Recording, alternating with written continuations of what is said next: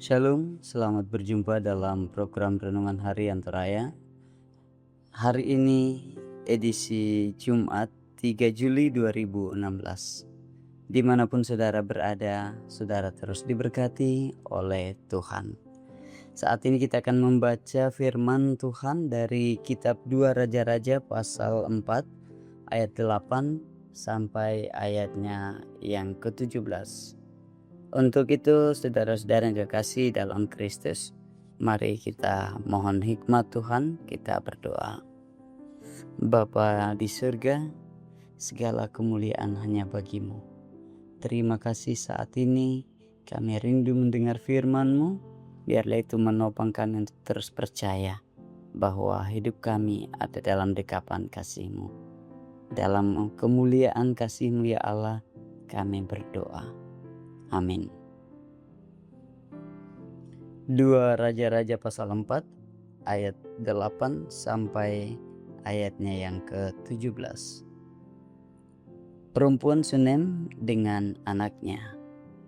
Pada suatu hari Elisa pergi ke Sunem. Di sana tinggal seorang perempuan kaya yang mengundang dia makan.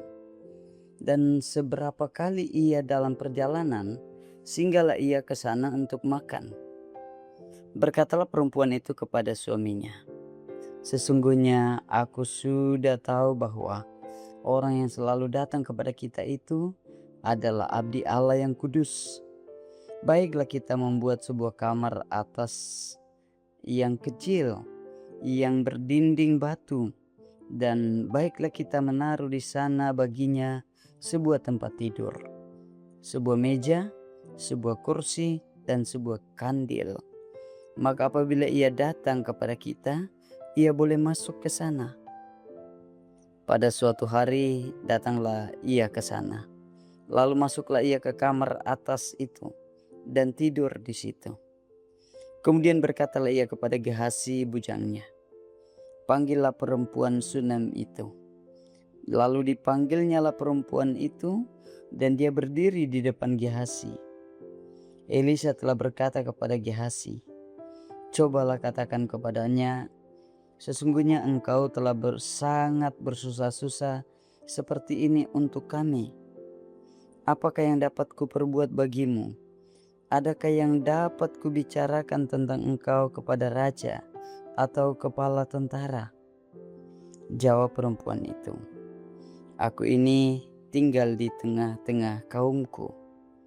Kemudian berkatalah Elisa, "Apakah yang dapat kuperbuat baginya?" Jawab Gehasi, ia tidak mempunyai anak dan suaminya sudah tua." Lalu berkatalah Elisa, "Panggillah dia." Dan sesudah dipanggilnya berdirilah perempuan itu di pintu. Berkatalah Elisa, "Pada waktu seperti ini juga, tahun depan engkau akan menggendong seorang anak laki-laki." Tetapi jawab perempuan itu, "Janganlah tuanku, ya abdi Allah, janganlah berdusta kepada hamba-Mu ini." Mengandunglah perempuan itu, lalu melahirkan seorang anak laki-laki pada waktu seperti itu juga, pada tahun berikutnya, seperti yang dikatakan Elisa kepadanya. Amin. Saudara-saudara, dari bacaan firman Tuhan ini kita mau merenungkan dengan tema kuasanya melampaui yang tak dapat dipikirkan. Yaitu kuasan pun matua undawan ni tu di tengah ana. Tak terbatas kuasa-Mu Tuhan, semua dapat Kau lakukan.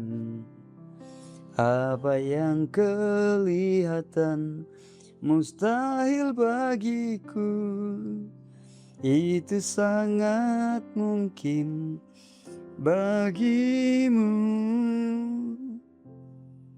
Saudara-saudara, sepenggal lirik dari lagu rohani ini merupakan sebuah ungkapan yang dengan jelas mau mengatakan bahwa Sesuatu yang tidak mungkin terjadi menurut pandangan manusia itu sanggup dilakukan oleh Tuhan.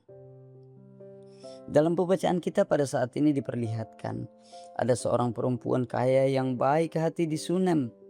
Setiap kali Elisa lewat, ia selalu mendesaknya untuk makan di rumahnya. Ia tahu bahwa Elisa adalah abdi Allah yang kudus. Ia menyiapkan sebuah ruangan untuk Elisa beristirahat kalau ia datang. Kebaikan hatinya begitu dirasakan oleh Elisa. Ia meminta perempuan itu untuk menyampaikan apa yang bisa dilakukan oleh Elisa untuknya. Lalu Gehazi bujang Elisa tahu bahwa perempuan itu belum memiliki anak dan suaminya sudah tua, seperti yang diperlihatkan dalam ayat 14. Elisa kemudian meyakinkan perempuan itu bahwa ia akan mempunyai seorang anak laki-laki. Namun dia tidak percaya pada perkataan abdi Allah itu, sebab mustahil baginya untuk bisa memiliki seorang anak di tengah keadaan suaminya yang sudah tua. Tetapi pada akhirnya perkataan Elisa menjadi kenyataan. Perempuan itu mengandung dan melahirkan seorang anak laki-laki. Saudara-saudara, apa yang mustahil bagi manusia sanggup dilakukan oleh Tuhan. Kuasa Tuhan tidak dapat diselami dengan pikiran manusia yang terbatas. Tuhan sanggup melakukan segala sesuatunya melampaui yang dapat kita pikirkan. Manusia tidak dapat membebaskan diri dari dosa. Namun Allah dalam Kristus Yesus mampu mengalahkan kuasa dosa dengan pengorbanan di kayu salib untuk menebus manusia yang berdosa, bahkan memeliharanya dalam tuntunan kuasa Roh Kudus. Sungguh kuasa Allah tidak dapat dibatasi oleh apapun. Karena itu saudara-saudara, satu pesan dari firman Tuhan hari ini adalah serahkanlah seluruh kehidupan kita kepadanya. Tuhan memegang kendali atas hidup kita. Kuasanya melampaui yang dapat kita pikirkan. Amin. Mari berdoa. Ya Allah Bapa di surga, kami bersyukur karena Engkau memberi kami hikmat untuk mendengarkan firman-Mu. Dan biarlah firman ini menopang kami untuk meyakini bahwa kuasa Tuhan melebihi apa yang kami pikirkan. Kuasa Tuhan adalah ajaib. Dan apa yang Tuhan rancangkan baik bagi anak-anak-Nya, itulah yang akan terjadi. Terpujilah kekal Engkau ya Allah. Di dalam Tuhan kami Yesus Kristus kami berdoa. Amin. Saudara-saudara yang kekasih dalam Kristus, dimanapun saudara berada saat ini, yakinlah bahwa kasih Allah terus menjaga, terus menyertai, terus bersama-sama saudara-saudara. Sebab firman-Nya bahwa Tuhan memberkati engkau dan melindungi engkau. Tuhan menyinari engkau dengan wajah-Nya dan memberi engkau kasih karunia. Tuhan menghadapkan wajah-Nya kepadamu dan memberi engkau damai sejahtera. Amin. Salam kasih, Tuhan beserta kita. Amin.